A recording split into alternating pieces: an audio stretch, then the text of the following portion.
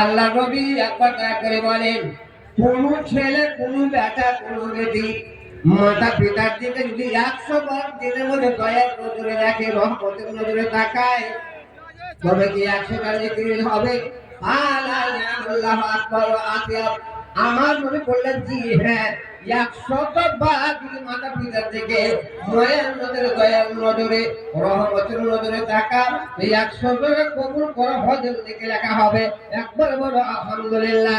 ওই বাবা তোমার নাই, কবরে চলে গেছে, মা তোমার নাই, কবরে গেছে, ভাই তোমার নাই, কবরে গেছে, দাদু নাই, দাদি নাই, এবার স্বামী নাই, বিবি নাই, বহিন নাই, বেটা নাই, কবরে চলে গেছে। যারা মরে যায়, যারা কবরে চলে যায়, দুনিয়ার বুকে পৃথিবীর যুগের যত লোক বেঁচে আছে, ভাই আছে, পোতা আছে, দাদু আছে, দাদি আছে, বহিন আছে, বিবি আছে, স্বামী আছে, তাদের দান লয়ে আশা চাইয়া থাকে যে আমার মা আমার জন্য দান করবে, দোয়া করবে, ভাই দান করে দোয়া করবে, আমরা কবরে আযাব থেকে বাঁচবো, আমাদের কল্যাণ হবে, আমাদের আশা হবে।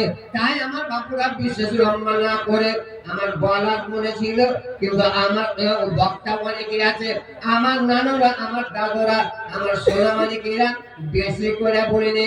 আল্লাহ কোরআন 30টা খণ্ড, আল্লাহ কোরআন হলো 30 পারা।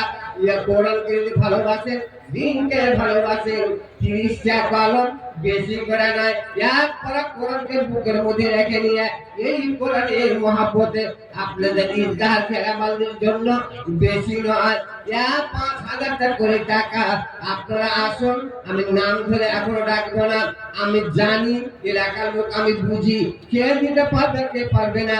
এর মধ্যে কত মাস্টার, এর মধ্যে আছে কত মাস্টার, কত ঠিকাদার, আর কত বড় নাম জানি হাজি আছে, তার কত হাজি ঠিকাদার আছে, কত জিসিবি ওয়ালা আছে। 5,000 টাকা বড় করে বলিনি, 10টা লোককে আল্লাহ পাক জান্নাতের টিকিট দিয়েছিলেন নবীর মারফতে, যে আবু বকর জান্নাতি, উমর জান্নাতি, উসমান জান্নাতি, আলী জান্নাতি, তালহা জান্নাতি, জুবাইর জান্নাতি। এই করতে করতে 10টা লোককে আল্লাহ পাক নবীর দ্বারাতে দুনিয়াতে জান্নাতের টিকিট দিয়েছিলেন। ওই 10টা লোক দিয়েছে ঠিক আছে বাড়ি আরে পয়সা তো খাবে না, কি নাম? ইসমাইল। আল্লাহ নাম কত ভালো জি। ইসমাইল একটা নবী ছিল, তার বাপের চুরি করে নিয়ে গেছে।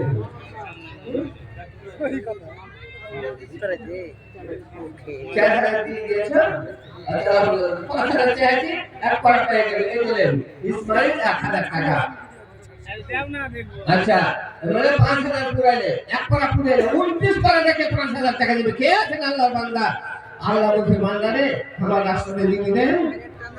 হ্যাঁ, ঈদগাহটাও একটা মসজিদ মনে করে, ওখানে নামাজ পড়ে মানুষ, ওটাও একটা মসজিদ, ওখানে মানুষ ইবাদত করতে যায়।